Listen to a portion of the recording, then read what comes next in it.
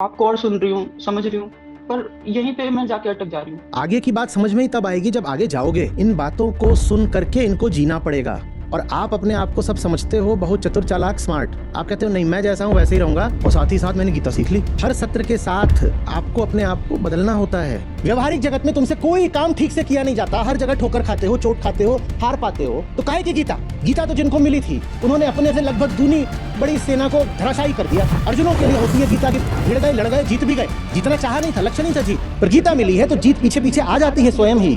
अभी मुझे अजीब लगता है जब लोग पूछते हैं what was the turning point when you decided to enter this field. ये बड़ा अपमानजनक प्रश्न है। कोई आपको एक तस्वीर दिखा दे, आप बहक जाते हो। कोई आपको एक वाक्य पढ़ा दे, आप उत्तेजित हो जाते हो। कोई आपको एक फिल्म दिखा दे, आप बिल्कुल ताथैया करने लग जाते हो। आपको कुछ नहीं समझ में आता इसके पीछे कौन है। आध्यात्मिक होने का मतलब होता है चालाकों से ज्यादा चालाक होना। आचार्य जी प्रणाम। अ, तो अभी मैं ऐसा देख पा रही हूँ आपको सुनने के बाद कि जो भीतर जो नॉइज था वो थोड़ा ऐसा लग रहा है कम हो रहा है, पर उसको मतलब इंटेंसिटी भी देख पा रही हूँ, पर वो सही डायरेक्शन में पता नहीं चल रहा कि किस दिशा में जाऊं। जैसे पहले जो काम कर रही थी सब ऐसा लगता है कि व्यर्थ है, ये भी व्यर्थ है। पहले जो जिस काम में डूबी रहती थी उसमें एकदम मन नहीं लगता है और एकदम फ्रस्ट्रेट और हो जाती हूँ। और फिर जब कुछ काम और सही काम समझ नहीं आता, ऊर्जा तो बहुत देख पाती हूँ अपने भीतर की कुछ करना है, ये कुछ करना है, कुछ करना है, पर वो चीज मुझे समझ नहीं आ रही है इस समय। और आपको और सुन रही हूँ, समझ रही हूँ, पर यहीं पे मैं जाके अटक जा रही हूँ और ये नहीं, काफी समय से सुनना मेरे साथ। समझना सब बहुत जल्दी अनुपयोगी हो जाता है। ये आपसे जो बातें हो रही हैं वो इस तरह की हो रही हैं जैसे ट्रेजर हंट एक खेल होता है, जानते हैं? उसमें ये होता है कि कहीं पर दूर एक खजाना पड़ा है और उस खजाने तक पहुंचने के जो निशान हैं, हिंट्स हैं, वो भी दूर दूर बिखरे हुए हैं और एक जगह नहीं है। तो आप जैसे ही पहला हिंट पाते हो तो आपको उस पर काम करना होता है और वो आपको बताएगा कि अगला कहाँ मिलेगा। और भाषा जो है उसकी थोड़ी क्रिप्टिक होती है। क्रिप्टिक माने कोडेड। तो आपको कुछ मिला और उसमें लिखा हुआ है कि है कहीं एक ऊंचा पर्वत, उसकी चोटी पर बैठा है कोई, और ऐसे ऐसे करके। उसका मतलब यह है कि सामने वाली जो बिल्डिंग है उसकी टॉप फ्लोर पर जाना है और वहां पर एक पत्थर के नीचे एक कागज पड़ा हुआ है, उस कागज में लिखा हुआ है कि आगे कहाँ जाना है। अब आपको ये पहला हिंट मिला, आप उसी को लेकर के बैठ जाएं और कहें मुझे बहुत ऊर्जा आ रही है, वहां जहां मिला है वहीं पे नचना कूदना शुरू कर दें, तोड़फोड़ शुरू कर दें, उछल कूद, तो कुछ होगा क्या? आगे की बात समझ में ही तब आएगी जब आगे जाओगे।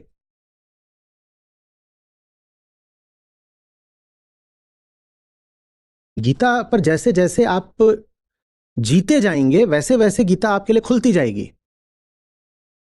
देखिए, आप समझते नहीं हो।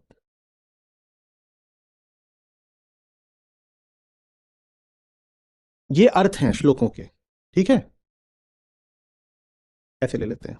इधर जो है क्या है, श्लोकों के अर्थ हैं। वो कोई एक श्लोक हो सकता है, उसके भी अर्थों के अलग अलग तल हो सकते हैं। या मान लीजिए अलग अलग श्लोक है, या मान लीजिए कि ये सत्रों की श्रृंखला है, एक के बाद एक सत्र है, कैसे भी मान लीजिए, ठीक है? ये एक ही श्लोक के अलग अलग अर्थ हो सकते हैं, ये अलग अलग श्लोक हो सकते हैं, या ये अलग अलग सत्र हो सकते हैं जिसमें अलग अलग श्लोक लिए जा रहे हैं। आप यहां पर हो तो आपको यहां होने के कारण बस इसी तल का अर्थ समझ में आएगा। अब मान लीजिए सत्र श्रृंखला आगे बढ़ गई, अगला सत्र आ गया, उसका अगला आ गया, उसका अगला भी आ गया, तो सत्र तो यहां पहुंच गए, लेकिन आपने ये फैसला ही नहीं किया कि अपनी जिंदगी बदलनी है। आप कहां पर हो अभी? आप यहां पर हो। तो यहां होने के कारण सत्र भले ही ये बात कर रहा हो, पर आपको ये समझ में आएगा। आपको वही बात समझ में आएगी और उतनी ही समझ में आएगी जिस तल पर आप बैठे हो। ऊंची बात समझने के लिए उस बात के तल पर साथ साथ ऊंचा उठना पड़ता है। बात उठ रही है, अच्छा मैं भी उठूंगी, बात उठी मैं उठी मैं। और कई बार बात उठनी भी जरूरी नहीं होती है।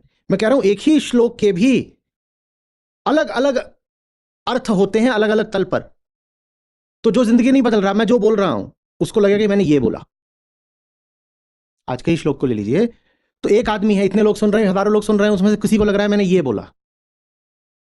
पर जिसने जिंदगी बदल करके दाम चुकाया है और यहां पहुंच गया है, उसको ये लगेगा कि मैंने ये बोला। तो एक ही बात है मेरी पर दो लोगों के लिए बिल्कुल अलग अलग बात है। वो इस पे निर्भर करता है कि किसने मेरी बात को सुन करके अपने आप को उठाया है। आप जो सुन रहे हो उसके अनुसार अगर स्वयं को बदलोगे नहीं तो 10 साल में भी कोई लाभ नहीं होगा, और बल्कि ऊब और आ जाएगी। आपने कहा फ्रस्ट्रेशन, क्योंकि आपको लगेगा कि मैं एक ही बात बोल रहा हूं। अब हो क्या रहा है कि ये सत्रों की श्रृंखला है, पहला सत्र, दूसरा, तीसरा, चौथा, अब मैं तो अलग अलग बात बोल रहा हूं, ठीक है ना। गीता सीरीज आगे बढ़ती जा रही है। आप कहां बैठी हो? आप यहां बैठे और आपकी जिद है कि यहां से ऊपर मुझको उठना नहीं है, तो मैं भले ही ऐसे ऐसे ऐसे ऐसे ऊपर ऊपर की बात करता जा रहा हूं, पर आपको क्या लगेगा कि मैं बस यही बात दोहरा रहा हूं, यही बात दोहरा रहा हूं, तो आपको ऊब हो जाएगी। वही बात तो बार बार बोलते हैं, मैं वही बात नहीं बोल रहा। आप बस वही बात सुन रहे हो, क्योंकि यहां पर जो खेल होता है वो सब्जेक्टिव होता है, बहुत सब्जेक्टिव होता है। यहां बात ऐसी नहीं है कि इसका आकार इसके आकार से बड़ा है, तो पहले आचार्य जी ने ये दिया और फिर आचार्य जी ने ये दिया, तो देखो इस बार मुझे बड़ी चीज दे दी।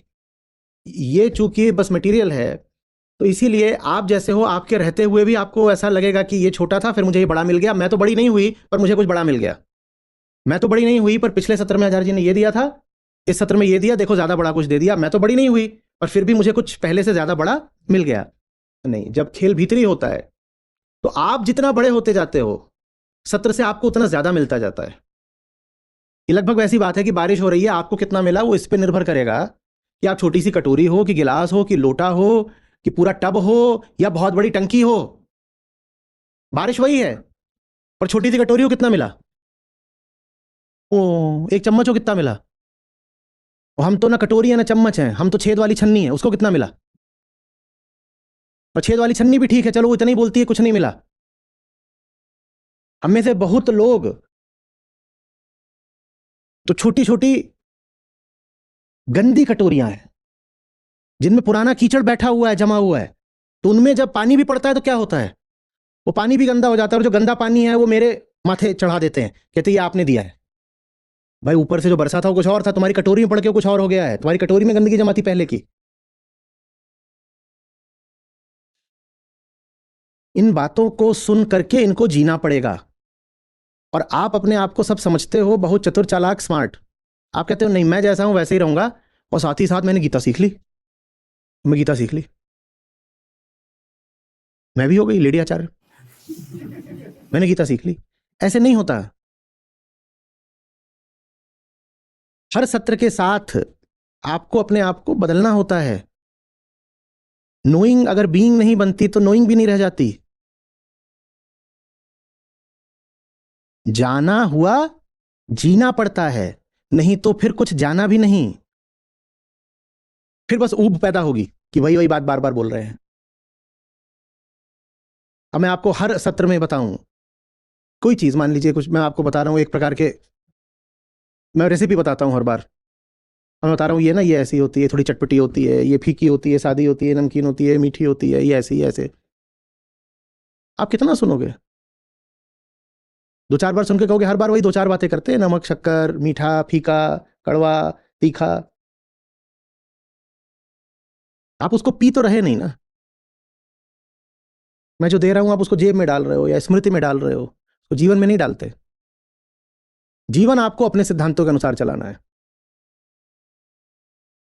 आपको मैं एक उदाहरण देता हूं, ठीक है? उदाहरण क्या लीजिए, उदाहरण नहीं है ये एक तरह का परीक्षण है, ये एक लिटमस टेस्ट है, ठीक है? हर सत्र में 1.5 दशक से मैं सिर्फ एक चीज की बात कर रहा हूं ना, एक चीज, वही एक चीज है जो असली है, महत्वपूर्ण है, बस उसी का मूल्य है। क्या? आत्मा बोलते हैं, सत्य बोलते हैं, उसके अलावा तो कुछ नहीं। उसके अलावा किसी चीज का भी मूल्य नहीं है।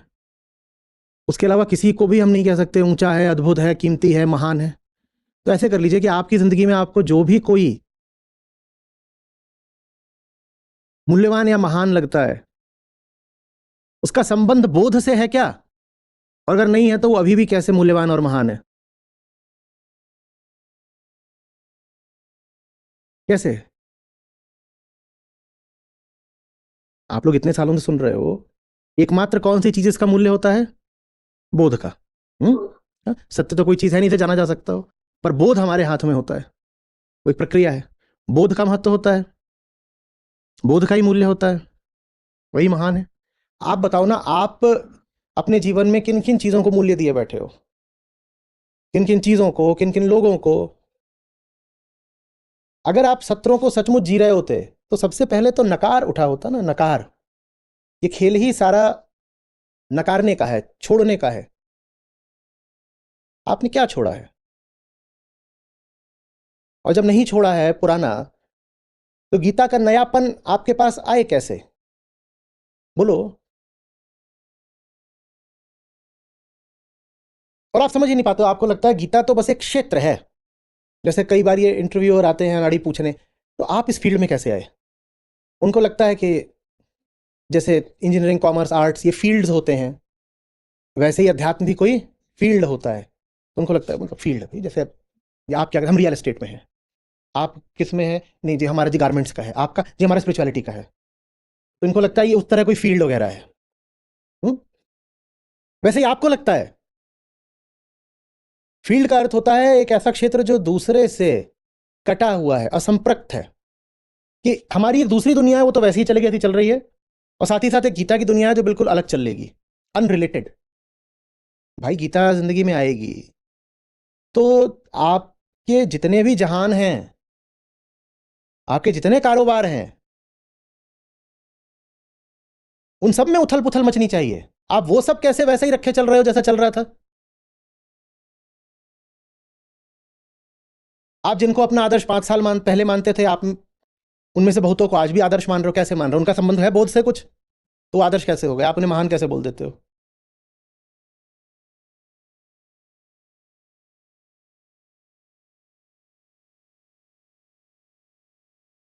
लोग इधर उधर से ला करके कुछ पोस्टर्स डाल देते हैं। समस्या ये नहीं होती कम्युनिटी पर, समस्या ये नहीं कि पोस्टर डाल दिया, समस्या है कि तुम जो डाल रहे हो तुम्हें पता भी नहीं तुमने क्या डाल दिया है। तुम्हें दिख भी नहीं रहा कि तुम अपने अतीत के ही सारे संस्कार अभी भी महान और पूज्य मान कर कम्युनिटी पर भी डाल रहे हो। अपनी तरफ से तुमने अच्छा काम करा है, तुम सोच रहे हो मैंने अच्छी चीज तो डाली है, तुम देख भी नहीं पा रहे हो कि तुम जो चीज डाल रहे हो उसका बोध से तो कोई आता ही नहीं है, तो अच्छी कैसे हो गई? अच्छी की तो परिभाषा ही यही है, न सिर्फ एक, क्या सत्यम शिवम सुंदरम, इसके अलावा अच्छाई की कोई परिभाषा है? तुम जो डाल रहे हो उसका सत्य से क्या ताल्लुक है, तो अच्छा कैसे हो गया? पर तुमको हमेशा से वो अच्छा लगा है तो यहां आज भी डाल देते हो, तो गीता ने तुमको बदला क्या फिर?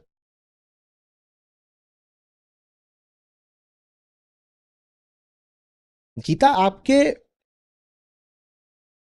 पुराने जगत का विस्तार थोड़ी है कि मैंने पुराना सब चल रहा था उसमें एक और चीज जोड़ दी। कि गाड़ी पहले ही चल तो रही थी, उसमें एक एक्सेसरी लगवा दी है बस। गीता, गीता कोई एक्सेसरी थोड़ी होती है। गीता जिसकी जिंदगी में आई है उसकी जिंदगी पहले जैसी ही चल रही है, तो गीता आई ही नहीं है, जेब में रख ली होगी आपने। क्या बदला है?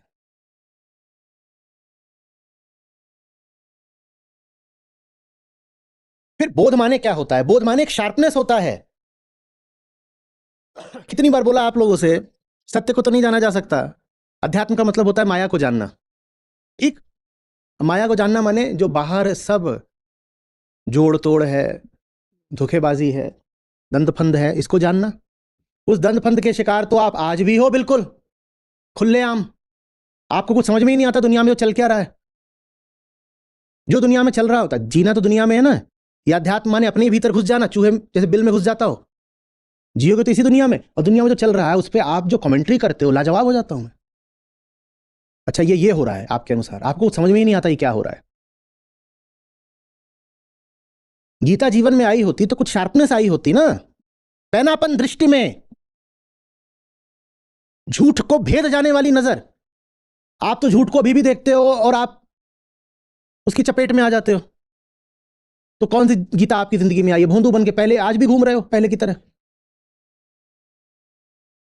ये आपका जो अच्छा होना है, अच्छी लड़की है, अच्छा आदमी है, गोलू गोलू गोलू गोलू, ये आपकी अच्छाई के दम पर ही दुनिया में सारा इविल कायम है। एक से एक इविल कॉरपोरेशंस में आपके जैसे अच्छे लोग ही काम करते हैं, आपके दम पे ही वो चल रहे हैं। जा करके कभी किसी भी पॉल्यूटिंग इंडस्ट्री में या क्रुएलिटी बेस्ड काम करने वाली कंपनी के सामने शाम को खड़े हो जाना, जब उनके एम्प्लॉय सब बाहर निकलते हैं, और उनकी शक्लें देखना, वो सब ऐसे गोलू गोलू अच्छे अच्छे लोग हैं। You know I am a decent family man with very strong moral values. and a nice upbringing. My parents taught me all the good things. बिल्कुल ऐसे ही। वो किसी की फीलिंग्स नहीं हर्ट करते, वो अपना टैक्स पे कर देते हैं, थोड़ा बहुत चोरी के साथ, ज्यादा चोरी भी नहीं कर पाते, डर लगता है।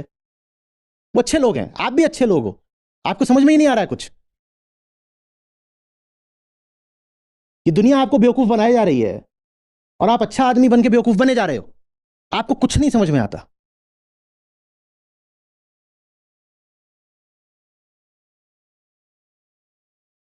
कोई आपको एक तस्वीर दिखा दे, आप बहक जाते हो। कोई आपको एक वाक्य पढ़ा दे, आप उत्तेजित हो जाते हो। कोई आपको एक फिल्म दिखा दे, आप बिल्कुल ताथैया करने लग जाते हो। आपको कुछ नहीं समझ में आता इसके पीछे कौन है। आप विचार ही नहीं करना चाहते। कौन सा दीर्घ दृश्य विवेक है अगर आप नहीं देख पा रहे हो कि जो दृश्य आपको दिखाया गया है उस दृश्य के पीछे कौन है। वो दृश्य ऐसे नहीं दिखाया गया है, दिखाने वाले बहुत चालाक लोग हैं। आध्यात्मिक होने का मतलब होता है चालाकों से ज्यादा चालाक होना, लेकिन अपनी चालाकी को हल्के में लेना, अपनी चालाकी का कोई दुरुपयोग नहीं करना, लेकिन चालाक इसलिए होना ताकि दूसरे की चालाकी के फेर में ना आ जाओ। इसे समझदारी कहते हैं। मैं तुम्हारी चालाकी पूरी तरह समझ सकता हूं, पूरी तरह से। जितनी भी तुम चालाकियां कर रहे हो मैं सब देख लेता हूं। जितना तुम अपने आप को समझते हो मैं उससे ज्यादा तुम्हारी चालाकी समझता हूं, लेकिन फिर भी मैं जरूरत नहीं समझता खुद चालाक होने की। इसको कहते हैं समझदारी। और जिसको किसी की चालाकी समझ में ही ना आए वो कहलाता है गधा हुआ। उसको कुछ नहीं समझ में आ रहा, वो खड़ा हुआ है, उसको नचा लो जैसे भी नचाना, वो सड़क के बीच में खड़ा हो जाता है। मैंने बहुत प्रयोग करे इन पे। मैंने एक बार यहां तक करा था, उस किसी ने बेचारे ने उसके जो पीछे वाले पांव थे उसको रस्सी से बांध दिया था, तो सड़क पे खड़ा हुआ है, मैं हॉर्न मार रहा हूं, वो हटे नहीं। मुझको लगा ये इसलिए नहीं हट रहा है कि पीछे इसके बांध दिया है। तो गाड़ी से चाकू निकाल करके मैं गया और दुलत्ती खाने का खतरा उठाते हुए मैंने उसकी रस्सी काटी, सचमुच करा। मैं कहा इसलिए नहीं हट रहा था इस सड़क से, बिल्कुल बीचों बीच खड़ा हो गया था और ऐसे देख रहा था मुझे एकदम एनलाइटेंड होके, कोई भाव ही नहीं चेहरे पे, निष्प्रह निष्काम चेहरा, निष्प्रयोजन। मैंने कहा महात्मा यहां तुम फंस गए हो, कोई शारीरिक क्षति कर देगा। सचमुच जाकर के उसका, मैंने कहा अभी आजाद है, हटेगा। ये करके मैं जाके गाड़ी में बैठ गया। वो काहे को हटे? मुझे दर्शा रहा था कि उसके बंधन बाहरी है ही नहीं, वो वही खड़ा है अभी भी। मैं घुमा के ले गया। मैं कहता हूं दोबारा किसी के नहीं काटूंगा। मुझे क्या पता था कि मनुष्य रूप में भी वो मेरा पीछा करेगा।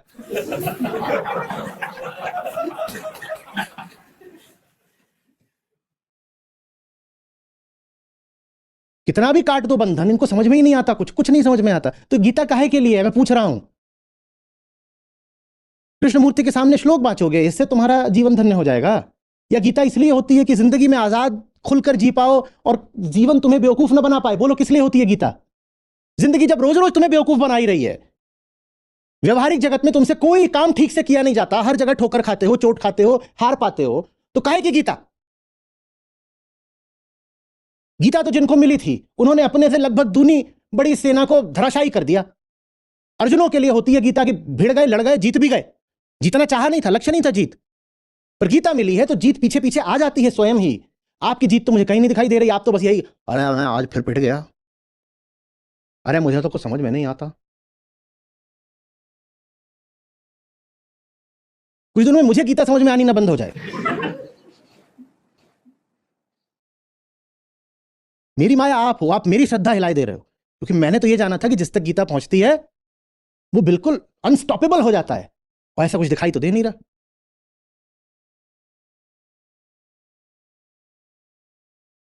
कृष्ण ने क्या बोला अर्जुन को? जंगल चला जा, पीतांबर धारण कर ले, दिगंबर हो जा, फल फूल कंदमूल पे जिया कर। यह है संदेश। तो तुमको दुनिया में जीतना क्यों नहीं आ रहा?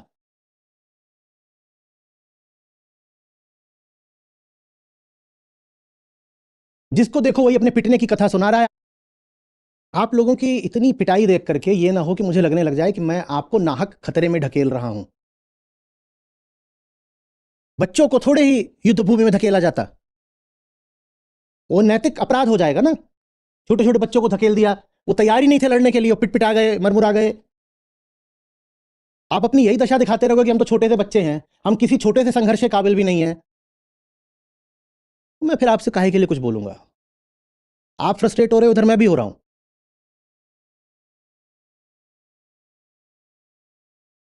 योगा कर्मसु कौशलम, कौन सी कुशलता है किसी काम में? जो ही काम उठाना है उसमें ही बिल्कुल चित्त होके गिर जाना है। नहीं होगा, अच्छा जी गोदी में ले लो, आज वापस से नहीं होगा। ये छोटे बच्चे नहीं होते हैं, वो अपना रिपोर्ट कार्ड लेके आते हैं, तो मम्मी कहती कोई बात नहीं बेटा, आ जाओ, उठा ले, बैठ। मुझे ये तक भरोसा नहीं है कि मैं आपको डांटूंगा तो उस डांट से ही आप बिखर नहीं जाओगे। आपको तो मैं खुल के डांट भी नहीं पाता, ये तो मैं अभी सहला रहा हूं। आपको तो डांटते हुए भी डर लगता है कि बिल्कुल ही भरभरा के बिल्कुल ढेर ना हो जाए।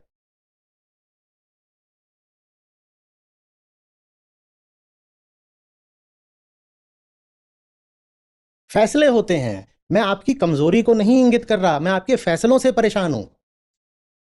ताकत कोई गुण नहीं होता, एक चुनाव होता है, चुनिए उसको।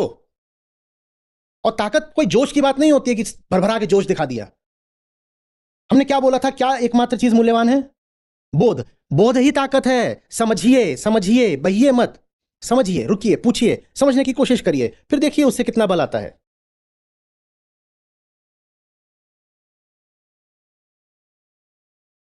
ये क्या कर रही हैं? आपने रोना शुरू किया है अभी?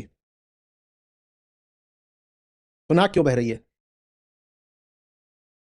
जुकाम मुझे है, नाक आप सुड़क रही हैं, ये सब करके आप यही संदेश दे रहे हो कि हमें डांटा भी मत करो, तो ठीक है। नहीं सर।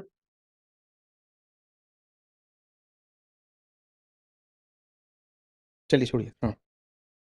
आचार्य जी, जैसे जब मैं आई थी ना गीता फील्ड में, तो मेरा ऐसा था कि आपको भी सुनना है और अपनी जिंदगी भी लेके चलनी है।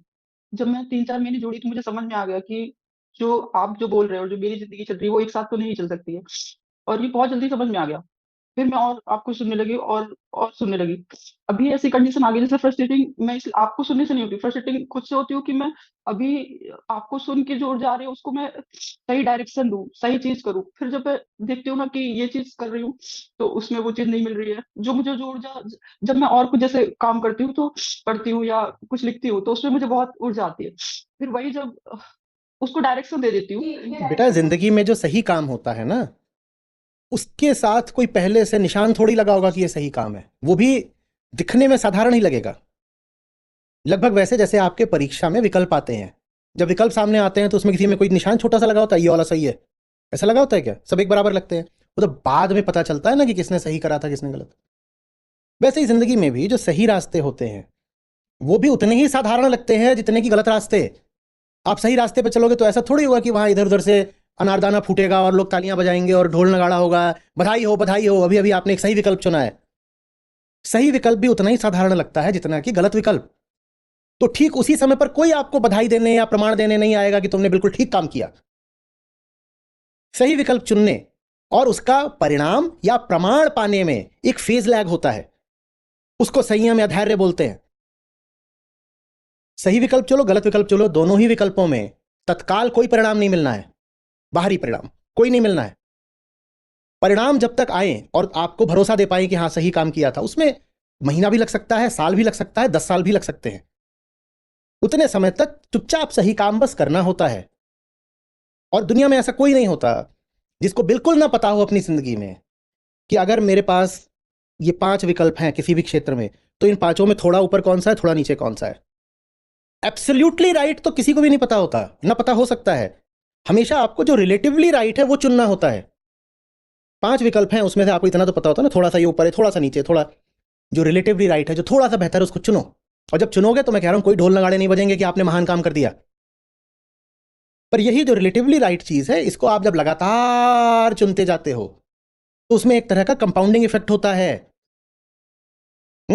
उसमें एक चक्र वृद्धि आप पाते हो कि बढ़ोतरी हो रही है। लगभग वैसे जैसे आप जिम जाओ, पहले दिन 2 लोग थे, एक जैसे दिखते थे, एक जिम गया एक जिम नहीं गया, कोई अंतर दिखाई देगा उनमें?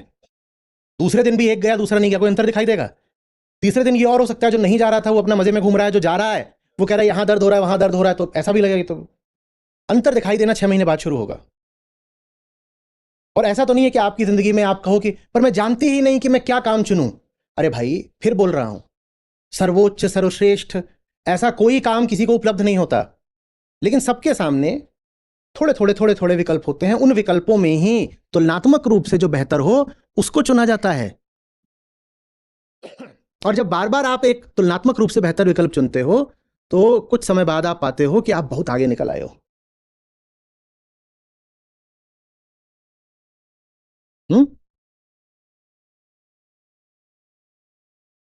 एक रास्ते पे जा रहे हो, उस पर श्रेय है 2 यूनिट, और एक रास्ते पे जा रहे हो उस पर श्रेय है 3 यूनिट। बहुत बड़ा अंतर तो नहीं है। हम जिस तरह रहते हैं हम कहते हैं क्या फर्क पड़ता है, 19-20-2-3, 19-20-2-3, कोई इतना तो अंतर है नहीं। उसी 2 को आप जब बार बार चुनोगे तो वो कंपाउंड करेगा। पहली बार चुनोगे तो कहोगे 2 और 3 का ही अंतर था, दूसरी बार चुनोगे तो 4 और 9 हो जाएगा, तीसरी बार चुनोगे तो 8, 27, 16, 81, 5 गुने का अंतर हो गया 4 ही बार में। अभी मुझे अजीब लगता है जब लोग पूछते हैं what was the turning point when you decided to enter this field. ये बड़ा अपमानजनक प्रश्न है।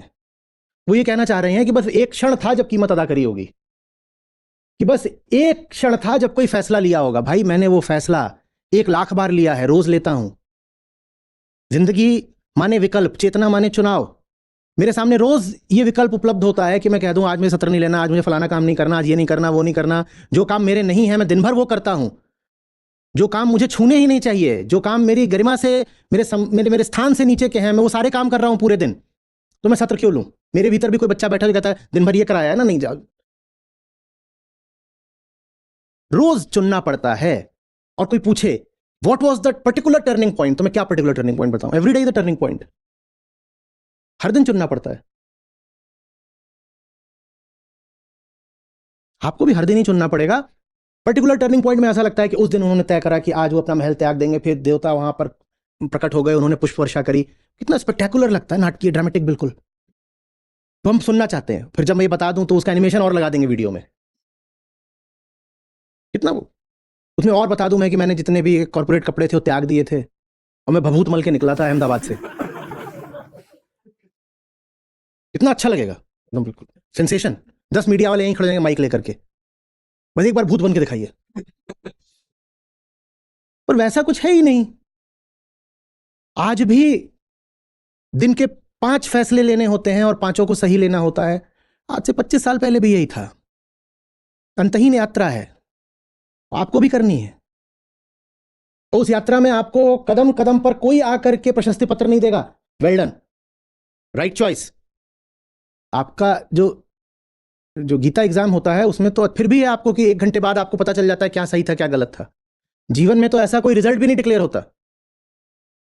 आप बस सही चुनाव करते चलिए श्रद्धा के साथ, और पूछिए नहीं कि परिणाम क्या मिलेगा। आगे चल के धीरे धीरे बिना मांगे परिणाम अपने आप प्रकट होने लगते हैं।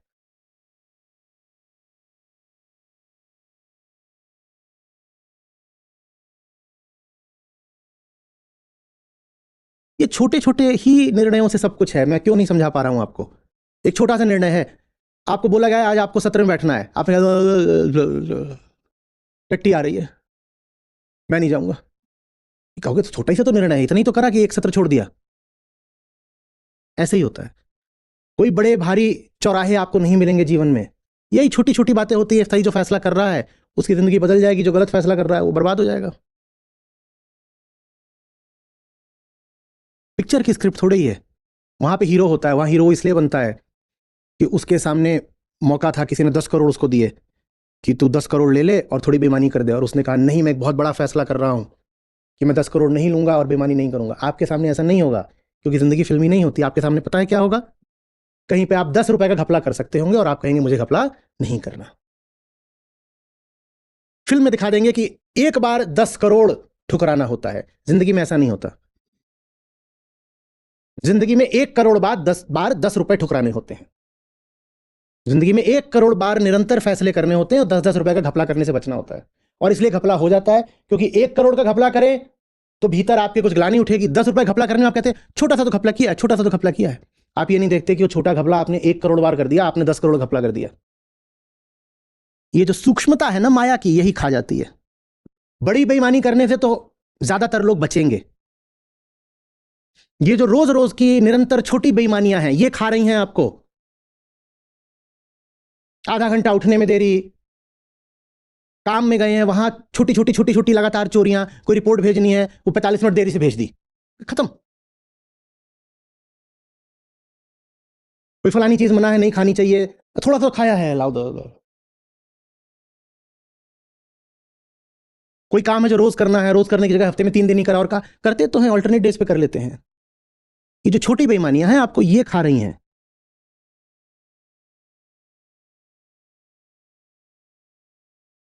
जीनी माया यही है। बड़ा बेईमान कहां देखा, कोई देखा है बड़ा भारी बेईमान?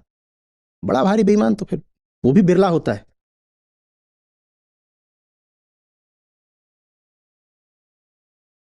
हम छोटे बेईमान हैं जो लगातार बेईमानियां करते हैं, छोटी छोटी, और वो सब मिलकर एग्रीगेट होकर, कंपाउंड होकर बहुत बड़ी बेईमानी बन जाती है।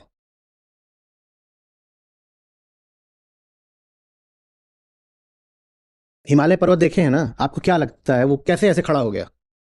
अचानक एक दिन सोया पड़ा था, ऐसे खड़ा हो गया? हाँ, कैसे, ऐसा कैसे हो गया? वो समतल जमीन थी, उसको उठने में करोड़ों साल लगे हैं। वो हर साल इतना इतना उठा है, इतना उठते उठते वो इतना ऊंचा हो गया जितना वो है अभी, और वो अभी भी इतना उतना उठ रहा है हर साल। कुछ इंच अभी भी हिमालय ऊपर उठ जाते हैं, और ये उठने की प्रक्रिया करोड़ों सालों तक चली है, तब जाके वो इतने ऊंचे हुए हैं। नहीं तो वहां पर भी सपाट मैदान था। अगर हिमालय कोई व्यक्ति होता जिसके ऊपर जिम्मेदारी होती कि तुम बस चपटे ही पड़े रहना, ऊपर उठना गलत है, तो कहता ऊपर कितना उठा, साल भर में 4 इंच ही तो ऊपर उठा। पर साल भर में 4 इंच की बेईमानी करने का नतीजा, ये देखो बेईमानी का क्या तुमने महापर्वत खड़ा कर दिया।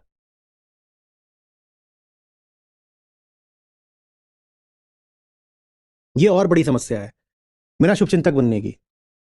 मेरा शुभचिंतक मेरे हिसाब से बनोगे या अपने हिसाब से? अगर मेरे शुभचिंतक हो तो सब भली भांति जानते हो कि क्या उचित है, मैं क्या चाहता हूं, जानते हो ना, तो वो काम करो ना। हाँ, मुझे ज्यादा बोलना पड़ेगा, मेरे इस बिंदु पर आकर शुभचिंतक मत बनो, मुझे अब ज्यादा बोलना पड़ेगा, क्योंकि तुमने मुझे ऐसी जगह पर लाकर खड़ा कर दिया है कि अगर मैं ना बोलूं तो मिशन नहीं आगे बढ़ेगा। पहले तो तुम ऐसे हालात पैदा करो कि मुझे अपना गला फाड़ के भी बोलना पड़े, और फिर जब मैं बोलूं तो कहो अरे नहीं आचार्य जी आप आराम करिए, तो मैं करूंगा क्या आराम? ये मेरे प्रति शुभेच्छा है या पाखंड है? आप भली भांति जानते हो कि कौन सी चीजें हैं जिनके कारण मुझे उतनी मेहनत करनी पड़ रही है जितनी इतिहास में इसमें तो किसी को ना करनी पड़ी हो। आप वो सारे कारण जानते हो, और ये भी जानते हो कि उन कारणों का संबंध आपसे ही है। आप उन कारणों को तो पकड़ के बैठे हो, उनको नहीं हटाओगे, पर मुझे लिख के भेजोगे, कोई लिख के, आचार्य जी आज सत्र मत लीजिए ना। आचार्य जी तो सत्र नहीं लेंगे, उसके बाद एनरोलमेंट तुम करा लाना, तब तो तुम्हारा देखता हूं कि कितने लोगों को एनरोल कराया। तो आचार्य जी आप इतना क्यों परेशान होते हैं, लोग रजिस्टर नहीं कर रहे, तो इनको छोड़ दीजिए ना। मैं तो उनको छोड़ दूंगा तो छूटे हुए थे, तो फिर मिशन किस लिए है? मिशन नहीं भी होता तो वो छूटे हुए थे, बर्बाद हो ही रहे थे, मैं उनको अभी भी छोड़ दूं तो मिशन किस लिए है? अगर तुम सचमुच मेरे शुभचिंतक होते तो मुझसे ये नहीं बोलते तुम मेहनत नहीं करो, तुम कहते आप तो करेंगे ही, हमें पता है अब आप नहीं रुकेंगे। हाँ, आपकी मेहनत कम हो सके इसीलिए आप जितनी मेहनत करते हो आपके बराबर हम भी करेंगे। तुम ये नहीं कहते कि आप मेहनत कर रहे हो साथ में हम भी करेंगे, तुम कहते हो ना हम करेंगे ना आप करिए। तुम शुभचिंतक हो मेरे।